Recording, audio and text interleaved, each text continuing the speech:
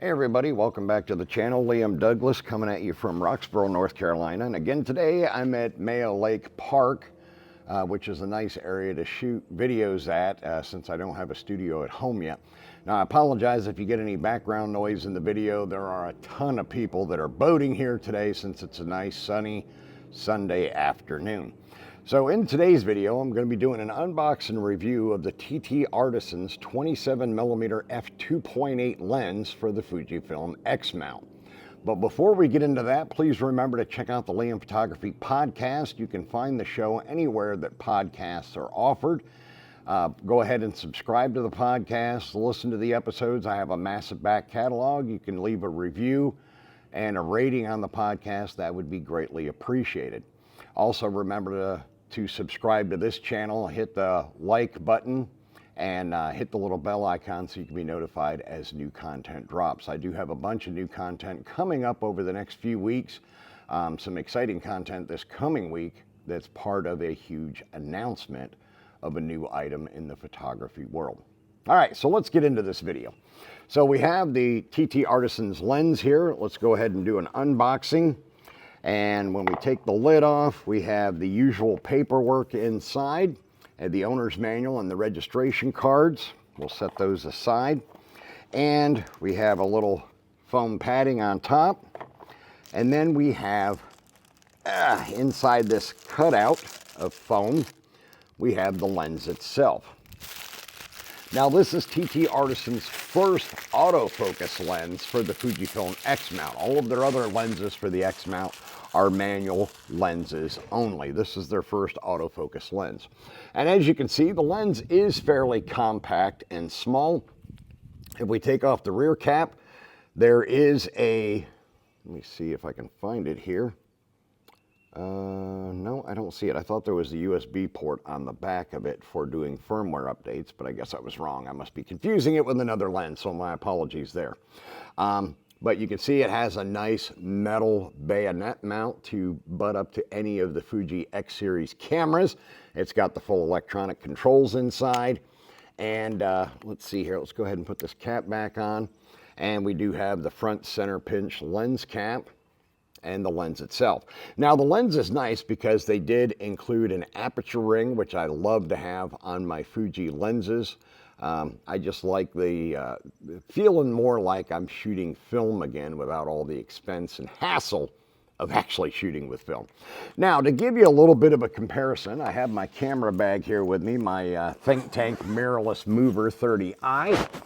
And let me go ahead and pull out, I'm going to be using the lens today with the Fujifilm X Pro 3, which currently has the 23mm lens on it. But, oh shoot, I might have taken it out of the bag already. I was going to show you a comparison of the size of the ttartisans lens versus the Fujifilm lens, but I must have left the Fujifilm lens at home. The Fujifilm lens is more of a pancake lens, so it's a little bit smaller than this one. But it is also a 2.8 27mm. It is weather sealed, and it's the version 2 of that lens made by Fujifilm. So we're going to take this out today and we're going to do a little bit of street photography. Oh, there we go. I forgot the USB port is actually on the rear lens cap itself. So you have to have the cap on in order to update the firmware. I thought I had a firmware update port here somewhere. So my apologies there. On the Viltroxes, you take off the rear cap and the USB port is on the bayonet mount for you to do the firmware updates. And I was thinking this one was the same way, and it is actually built into the rear cap itself. So you must have the rear cap on in order to update the firmware on this lens.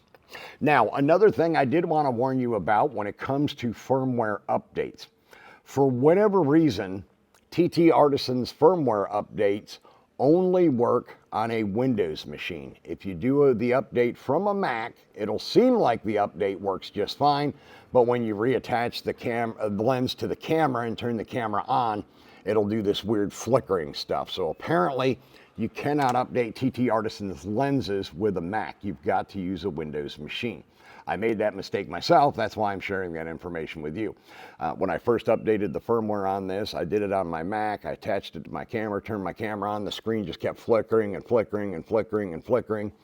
And so I took the lens back off. I borrowed my wife's Windows machine that she plays her games on, and I redid the firmware update on the Windows machine, reattached the lens to the camera, and then everything was hunky-dory.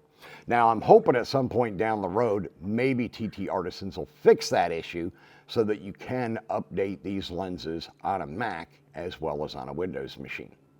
But for now, let's go out. I'm going to get some street photography around uptown Roxborough, I should say. Now, keep in mind, being this is a 27 millimeter on a crop body with a 1.5 crop factor, and on my X Pro 3, it is going to be a 40 millimeter full frame equivalent field of view. Technically 40.5 millimeters, but it's close enough. Now, 40 millimeters is good for street photography. It's not my favorite lens for street photography, as you already know. My favorite is the 23 millimeter from Fujifilm f2, which is a 35 millimeter full frame equivalent. I just like having the extra 5 millimeters of width when I do street photography. I think it makes all the difference in the world. But I have done street photography with 40 millimeters as well. Back when I shot Canon, one of my favorite inexpensive lenses of theirs was the 40 millimeter IS-STM pancake lens for the EF mount. I absolutely loved that lens, and I used it a lot over the years.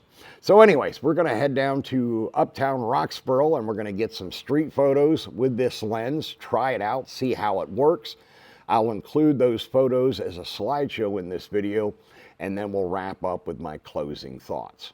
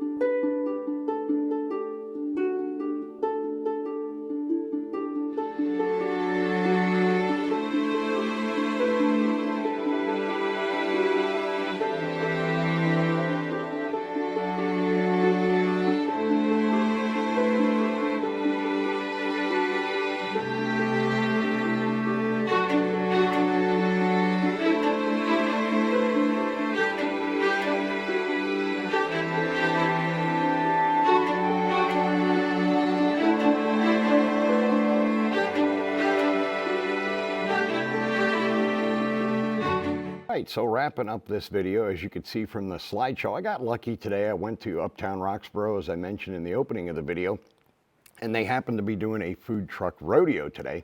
So I was able to get some really good photos, street photos of the various food trucks and some of the people that were there. The whole thing wasn't in full swing yet, so I kind of got there at a good time.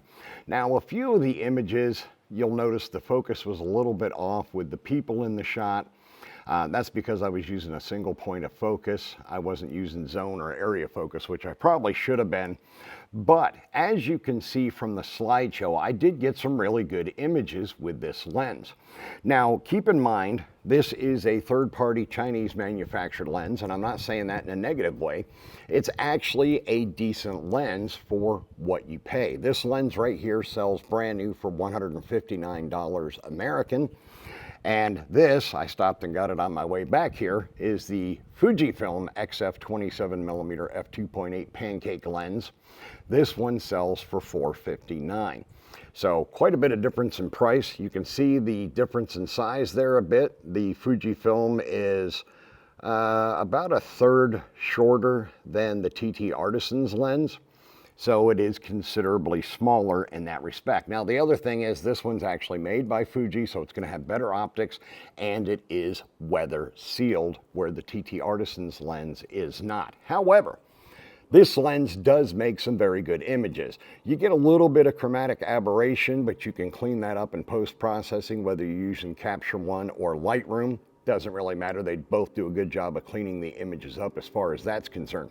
Now, one thing to keep in mind, I didn't have an example in the slideshow, but this lens also does not handle lens flare and ghosting the very best that it should. You know, I mean, you get what you pay for. It's a $159 lens.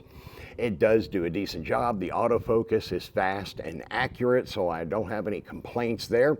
If you're someone who's a student photographer, or if you're an amateur or hobbyist and you have a limited budget, this definitely could be a better alternative to the Fujifilm native lens. As I said, it's considerably cheaper, about $300 cheaper, and you can still have a 27mm f2.8 lens to use for street photography or whatever other types of documentary photography that you might want to do. All right, that is going to wrap up this video. I want to thank you for taking the time to watch this video. Please remember to subscribe to the channel. I'd greatly appreciate it. Watch all the videos, like them, comment on them, share them out on social media, and hit the little bell icon so you can be notified when new videos drop. And I will see you in the next one.